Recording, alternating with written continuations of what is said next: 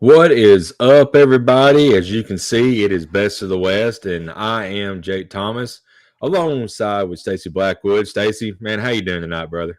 Man, I'm doing great. How about you, Jake? Man, I'm doing great. Tonight, guys, you see up there at the top, we're going to talk about the Final Four. It is set now. All four Blue Bloods. Sorry, Auburn. Too bad you couldn't join the Blue Blood meeting. But anyway, we got some overtime rule changes in the NFL. We'll discuss a little bit, and of course, off the rails, and we might touch on the slap her around the world. And everybody knows what we're talking about. We may just talk about that off the rails, but anyway, of course, the chat is active. Get in here and get that chat rolling. And if you have any comments or questions, we'll be glad to answer those while we're talking as well.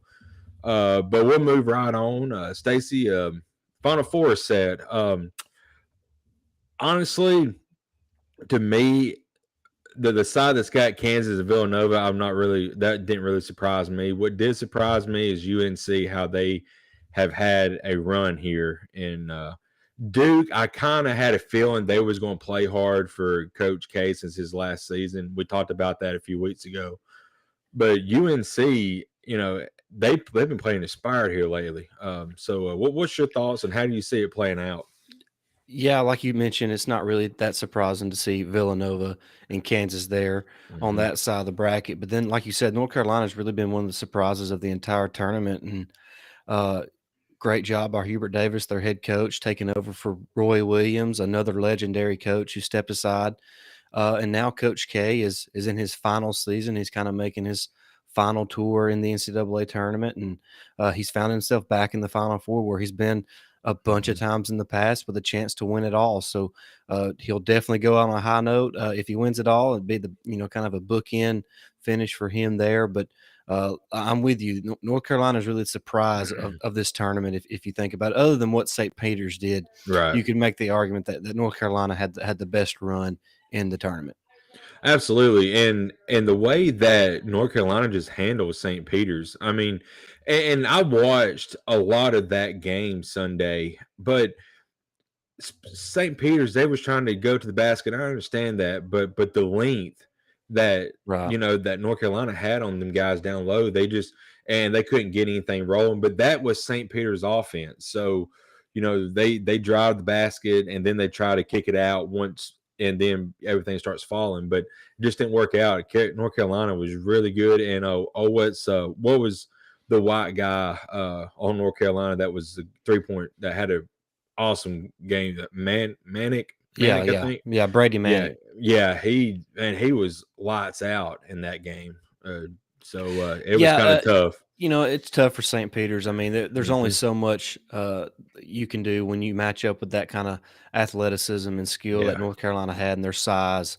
It's hard once you reach that deep into the tournament to continue to pull out those upset victories like they had done, previously in the tournament, like over Purdue and beating Kentucky. So that they beat a lot of really good teams on yeah. their way to the Elite Eight, but North Carolina has been on a mission, really Hmm. since the ACC tournament, and they got hot at the right time. And we talked about that all season with Oh with, yeah, with teams around the SEC. It's all about getting hot at the right time, and North Carolina is as hot as any team in the country. yeah. They are playing really really well right now, and honestly, both games are going to be exciting and fun. But man, that Duke UNC matchup, just because of the rivalry, Right. Yep. It's that been the yeah, rivalry, the fact that it's Coach K's last yeah, season, the fact that Hubert Final Davis Four, is just taking over for Roy Williams, another legendary coach. Kind of just it yeah, makes it, just like it's a Cinderella story of itself. Really, yeah. it's like a movie script. So we'll see how that all plays out. And I'm looking at these two matchups, Jake, and at the beginning of the tournament, I picked Kansas to win it all. I just felt like this was kind of their year. No real reason. I wouldn't say they've been the best team all year long, but I just felt like this was kind of their season to win it. So obviously, I like them against Villanova. I do think it's going to be a tight game. I think Kansas is around a 4-point favorite. Yeah. I think Duke is around a 4.5 over UNC. And right now, if I had to make my picks for those two games, I would probably go Kansas and Duke. So what a national championship game that would be. Yeah, you got Bill Self versus Coach K. I mean, what a fantastic matchup. But again, UNC, if they get past and put Coach K out, you have a brand new, pretty much coach in the upcoming ranks, and has his guys, and it's his first season there. Right, I think so. Yeah. Yeah, and the NCAA tournament. So that'd be something to look forward to as well. Villanova, I've got like 4 different brackets, and in one of my brackets, I've actually got Villanova to win. But after that injury to one of their star players, tearing his Achilles, I believe the other night, it just seems like the wins have just left the sails a little bit. So I think Kansas will probably come out on top in that bracket on that region, and then I do see Duke, pulling it out. And then what a moment for Coach K, coaching his final, NCAA championship game pretty much. So it's going to be a lot of storylines if that's the case that comes out, here. I think both teams play Saturday, if I'm not mistaken. Yeah, both games are Saturday. I think the first one, I think Kansas and Villanova tip Hmm. off around 5:30 or so, Hmm. and on TBS, and then after that game, of course, Duke and North Carolina will tip off there. So around 5:30 and 8 o'clock or so, I believe, are the times. But definitely look forward to that. The Final Four is such a wonderful event. I mean, you think about what all these teams have went through, playing over 30 plus games in the season now. Yeah. So, they're really finding out who they are. You look at the teams that have, great leadership. We talk about it in football, we can talk about it in basketball as well. The best teams in the country are player led. And Hmm. so when you have great leadership within the locker room from the players on the court, in this instance, then you have a great shot at winning it all. And all 4 of these teams really embody that. You look at what Bill Self has built at Kansas, what Jay Wright has done at Villanova. Of course, we know Mike Krzyzewski is one of the greatest coaches of all time at Duke, and now Hubert Davis is putting his stamp on this North Carolina program, a Yeah. program that he played at and cares about and loves. So, just a really intriguing Final Four, and I'm really excited to see how this plays out.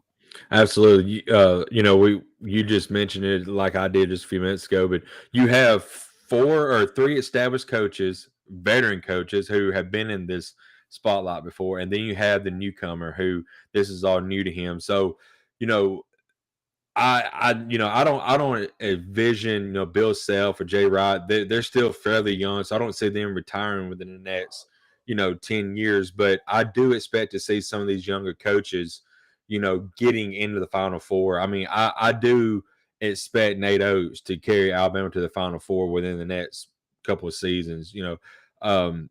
There's just a lot of young coaches out there that are up and coming that can be in this spotlight in the next 5 to 10 years for sure. Yeah, no doubt. I mean, there's like you said, there's a lot of really good young Hmm. coaches. It's crazy seeing coaches like Roy Williams last season, Hmm. ending his career. Now Matt Krzyzewski's ending his career. Guys that we grew up with Oh watching yeah. and seeing them win championships, and now they're Mhm. they're on their way out, riding off into the sunset. But now it's time for the newer guys. I think Jay Wright's around 60 years old. Okay, Uh, so yeah, Bill Self is. Yeah, Jay Wright doesn't look 60, but right. I think he's about 60 years old. Bill Self is in his 50s. Hubert Hmm. Davis is around 55. So, all 3 of the, basketball is a little bit different than football. You can coach in that game a little bit longer. It's not Hmm. quite as, rough on you as what football is. But, yeah, like you mentioned, 3 established coaches and the 1 new guy on the block. Hmm. So, it's going to be a fun Final Four. Absolutely, a lot of headlines coming out for this week and after the games. Of course, will be out Sunday because there'll be a lot of talk on the matchup once those 2 games are played. But you got anything else you want to add about basketball in general or the Final Four or No, anything? no, for Alabama basketball fans that are watching this, Hmm. around 8 o'clock tonight is the McDonald's All-American game. You'll get to Yeah. see 2 Alabama signees in Brandon Miller and Jaden Bradley. So a lot to be excited about there. Both those guys are, either 1 or 2 at their position in the entire country, 5-star prospects that'll be playing at Alabama. for head coach Nate Oates next season. So there's a lot to be excited about there. You're probably going to see a much different Alabama team in the Yes. 2022-2023 season than what you saw this past season from the Tide. So a lot to look for there. Yeah. That's on ESPN tonight around 8 o'clock. Absolutely. And talking about a different team, man, they are hitting the portal hard, which Yeah, they I are. don't Yeah. I don't blame them one bit, So but moving on, we did have a new rule change that come in effect. I think coming in effect today that they signed off on it, and that's the NFL. It's the overtime rule, Stacey. What the new rule is saying here is that it's only in the playoffs too. This is what kind of strange to me, but we'll talk about it. But the overtime rule is if you win the coin toss, you get the ball first if you want the ball first, and you go down and score. The old ways was if you scored a touchdown, the game's over. Or if you only got a field goal, then the other team had a chance to either kick a field goal, tie it, or score a touchdown. Now, both teams will be able to get a possession in the overtime rule and only in the playoffs. And this is all stemming from, the Bills versus the Chiefs last year in the playoffs, where the Bills had all the freaking momentum and lost the coin toss and their season's over. I mean, Yeah. sometimes it just rolls like that. So honestly, I'm okay with it. I just wish they kind of would have made it in the regular season as well, because I mean, you lose an overtime game in the Right. NFL in the regular season, that could put you out of the playoffs. Yeah, I don't understand that part of it. I I mean, don't if it's either. if they think it's a good rule for the playoffs, why is it not a good rule for the regular season? I know, I mean, that yeah, makes zero sense. That it that does. shows how people in leadership lack, you know, awareness or just understanding of common sense practices. Hmm. Like, Yeah. like you said, there's several occasions throughout the season where games go into overtime and can be decided in overtime, Hmm. and then that could decide a team's playoff berth or not. Exactly. So I don't get why they're just moving it to the postseason, but I guess it is what it is. It's great that each team is gonna have the same amount of opportunities. Yeah. It's I mean, it goes back to my common sense thing. How can they think that was a good rule to begin with? Right. Yeah. I mean, what Uh, what planet are they on? I don't know. I mean, the team who wins the coin toss, all they got to do is score a touchdown, the game's over. And the other team was like, "What the crap? It's not fair for us." And I'm Yeah. glad. I mean, it took all these freaking years to get it to change, but I know it. Granted, it is just the playoffs. We still got to work on the regular season though. But at least both teams are going to get an equal opportunity. Yeah. And I'm not saying the college overtime rules are perfect, but the college overtime rules is much better than the NFL. Oh yeah, for sure. So Yeah. I don't know how they can have such bad overtime rules, but they're pathetic. And I mean, I guess the playoff version is going to be a little better, but Right. it's still not what it needs to be, in my opinion. And yeah, you're exactly right. And I talked about when I was opening this up, how teams when they won the coin toss, they pretty much wanted the ball because if they score, they win. Now you may see teams who win the coin toss go on defense first, because if you're going to hold them to a field goal, then you give your ball back to the offense, and all they've got to do is score a touchdown, and the game's over. So there's going to be a lot more, I guess, cat and mouse game type. Yeah, what it does is it removes the importance of the coin toss, Yeah, which yeah. I mean, to me, that the coin toss should not. I mean, that should not have any kind of effect on the outcome of a game. And I know you can say, well, the defense has got to make a stop, sure, but Hmm. I mean, you have to be able to give both teams a Yeah. chance to score, and the fact that it's taken them this long just shows how incompetent the rule makers are, in my opinion. I mean, like, Mhm. they further show their incompetence by saying, "Well, this rule is good for the playoffs, but not for the regular season." Exactly. Oh, got our first comment. What's up, guys? From Jared. That's my brother. What's going on, Jared? Glad to have you on here. We're talking about the NFL rule. I'm sure you probably fixing to go to bed here in about 20 minutes. I know you get up early. But yeah, it's like you said, it's a change. It's a step in the right direction, maybe. There's still a lot that needs to be worked on. But like you said, the NCAA overtime rule is not the best either. I hope have they decided to get rid of the after 3 overtimes they put it at the 2 yard line and go for 2 point conversions? Is I that been haven't a I haven't heard anything on that, but yeah, that that's kind of is ridiculous. that needs to be eradicated and never brought back again. I mean, that is god awful. Yeah. It's Yeah, I stupid. don't know I don't know how they come up with these rules or what their kind of parameters are when it comes to overtime in Hmm. both college football and the NFL. I mean, what are they trying to accomplish? What are they trying to negate from happening? Like, are they trying to limit the amount of plays for each team, or I mean, what are their criteria Right. for setting these rules? Because I'm with you. The overtime thing where you got to go for 2 point conversions only after three That's overtimes is ludicrous. yeah. Um, uh, I mean, because then it really goes down to which team has the best 2 point conversion team. I mean right. that's not what football is. So No. uh, I don't know. I don't have the answer. I don't know what the answer is, but I don't think that's it. I'm not sure starting at the 25 is the best answer either because you're pretty Right. much eliminating a part of the game and special teams. Hmm. Uh, you're eliminating the possibility of a block punt or a fake punt or a punt return for a touchdown. So you're taking some playmakers off of the field when you eliminate those types of things. So I'm not sure what the actual um, answer is to all this, but Hmm. I'm not saying you should go play another quarter of regular football because that's just too much for both professional and college athletes. So I know it's not something that everybody can agree on, but there's got to be something that's better than what we have currently in both systems, both the NFL and college football. Yeah, I agree 100%. Um, on SEC After Dark, it's been about a couple months now, but something about the overtime rule about the NCAA come up, and I suggested that I would like to see. I know you just say you didn't like the 25 yard line, but if both teams start at the 25, both of them score, push them back another 15 yards, push them back to the 50 then, and make both teams go 50 yards that away.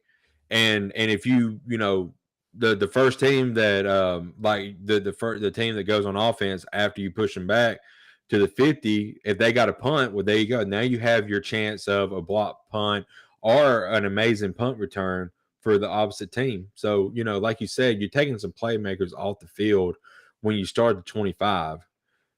So and if you don't get any yardage, I mean 25 yards field goal is still pretty rough, but I mean but trying to kick a field goal at the 40 is a lot tougher. So you got to make it more of a challenge. Are you going to have these games that's going to go 7, 8, 9 overtimes?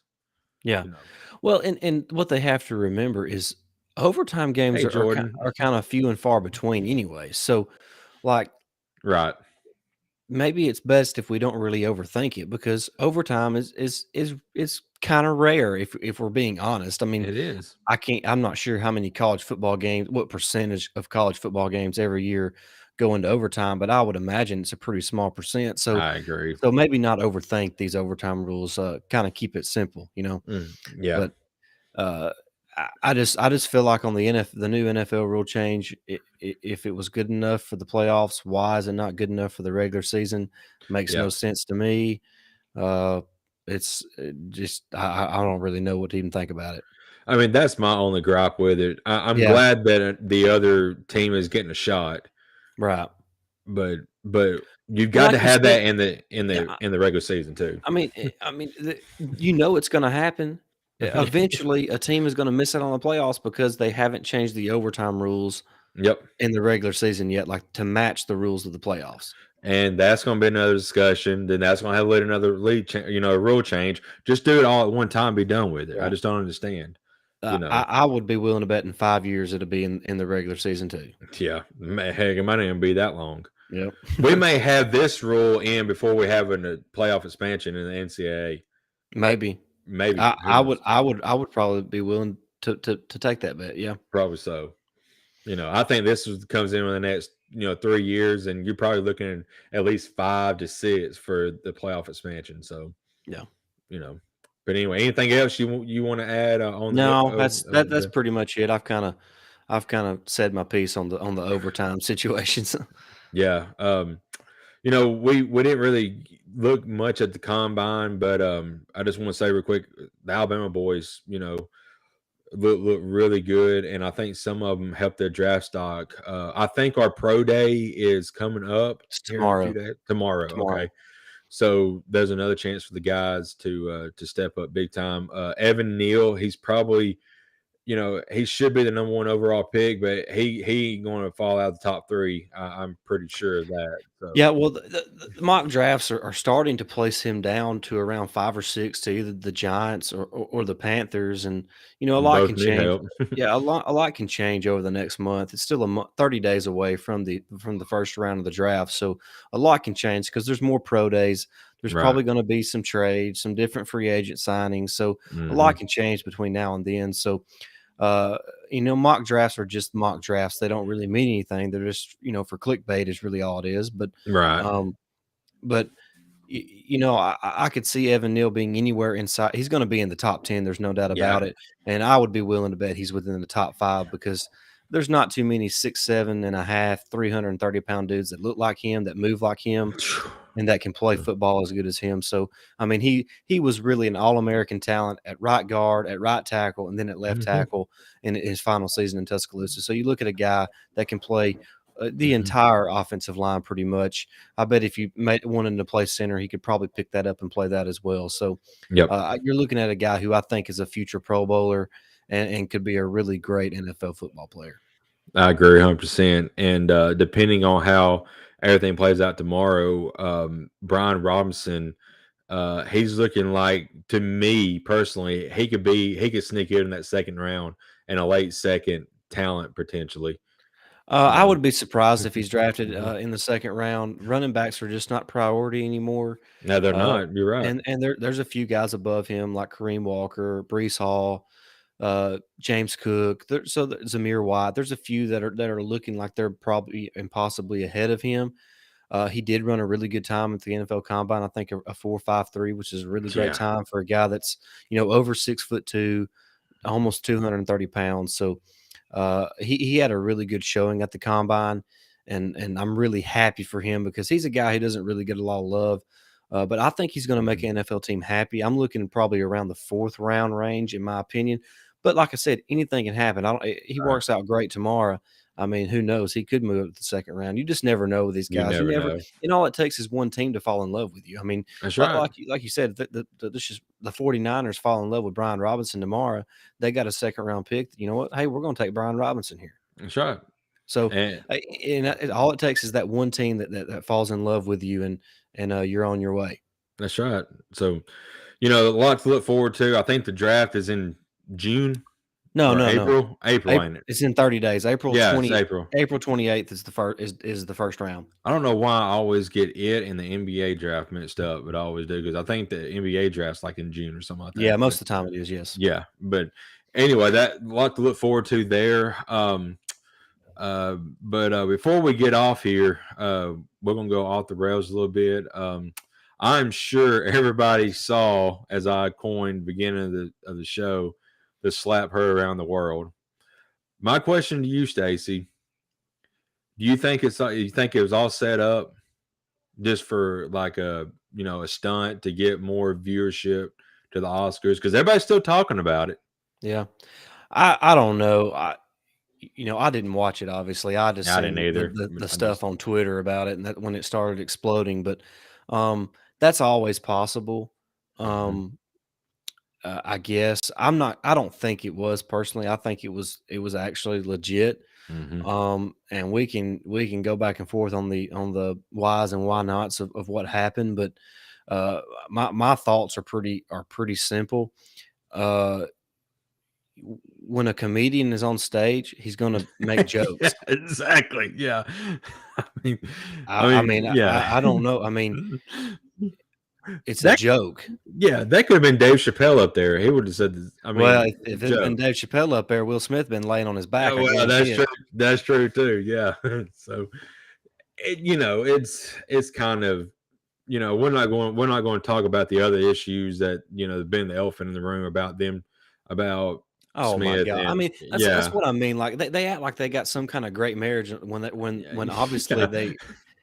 yeah I mean, that's like you said, we don't want to dive too deep, but give me a yeah break. Quit acting I like y'all know are some kind of star couple who right are the perfect image of marriage. I mean, I give me a know break. yeah that's that they do not scream like you said power couple or star couple and I no mean, good grief. I'm not going to take any marriage advice from them, that's for Well, sure. yeah, that's what I'm saying. Like, Yeah, I mean, and so go up and slap a guy for yeah, making a joke.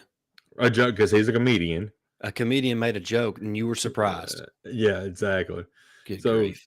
a lot of people was talking about, when he was walking up, Chris may have thought that he was actually going to lean in and say something because they was talking about he had his hands behind his back and he leaned in. Who knows? But I think what happened. I mean, what happened happened. Yeah. But as you said, a comedian made a joke, and it's a joke for one. Yep. Get over it. I mean, Yep. you and Will Smith actually laughed at it before he turned around, looked at his At wife, Jada, yeah. yeah, and was like, oh, and then he tried to be big and bad and show out, and then what he said afterwards, it's just, it's just kind of odd, you know. So I just wanted to get your thoughts on it real quick. It's a bunch Um, of garbage. yeah, that's why I don't watch anything Me either. I dealing mean, with the Oscars. who wants to watch that kind of trash? No, but one of the questions I had was how they having an Oscar show when there was no movies that got released last year. There was like 2 or 3 movies all year, and they're having this big award show on. And some of them, I'm like, what movies released last year? Look, and just so everybody knows, I have nothing against Will Smith. The Fresh Prince of Bel Air was one of my favorite shows Dude, growing up, yeah, and he's done other great work as well. Men in Black and mm-hmm. I Am Legend. I mean, he has a lot of great stuff. He is a phenomenal actor, but he did not handle Yes, that well at all. I no, mean, if you can't take one joke, a joke, I remind yeah, you, a joke from a comedian yes, whose job is to entertain the people on this while he's on stage. mm-hmm. I don't know what to tell you. I mean, sounds like you need to grow up. Yeah, it's definitely needs to be some intervention there, for his marriage too, and all that. But you was talking about Fresh Prince of Bel Air. He's got the new, he's doing called Bel Air, the new show that he is, I guess, producing, but it's pretty much him growing up and all that. I hadn't seen it yet. I've heard it was really good though. But yeah, I loved him in Men in Black. He like you said, he Suicide Squad when he was Deadshot, he did really good in it. I loved it. Loved his character in it. He's a great actor. We're not harping on him. It's just like Stacey said, he just kind of didn't handle it in the best way. I feel like that's something that after the show, maybe, or maybe when the cameras go off, you go backstage and say, hey, Exactly. look, just Right. I didn't like that. Just for future reference, I don't like that joke, and please don't do that again. Right, exactly. And I'm sure Chris Rock been fine with it. So it is what happened happened, and there's going to be a lot more discussed, but I'm done talking about it. I'm ready to move on. So, but anyway, Stacey, you got anything else you want to add before we get off here? No, man, I'm good. I'm excited about the Final Four this weekend. Yeah, Just I'm sad the college basketball season is ending, but it gives us something else to look forward to once it ends. So a lot that can happen in this Final Four. And like I said, I'm going with Kansas to win it all. I don't know who you got. I can't remember who you said you got, but I got Kansas winning it all. But it wouldn't surprise me if Duke gets another one as Coach K yeah. exits. So a lot to look forward to. Yeah, and Cassidy, apparently I told you she was cooking. She dropped a bunch of salt on the floor, so I guess I need to go see what happened there. But yeah, it's going to be a great Final Four. One quick note I want to make real quick, especially all of our Alabama and Mississippi listeners. We got some bad weather coming in tomorrow, especially West Alabama. That includes Tuscaloosa. That's where the highest threat's going to be. So everybody be weather aware. Ever since the April, 27, 2011 tornadoes, I have been a weather nut. I keep an eye on it. So just please, I don't want, anybody to, for starters, I don't want any loss of life. And I hope there's nothing major that comes out of this. But if there is, please watch, and keep up with it. So, and stay safe, everybody. But Yeah, no doubt, man. Excited. Yeah, mhm. Cassie says softball's winning big time right now. So Yes. let's Go jump off girls. here and finish watching that Yeah, game. absolutely. So, guys, thank you for joining us. This is Best of the West. I am Jake Thomas. That is Stacey Blackwood. Guys, I appreciate it. We thank you and good night. Good night, guys.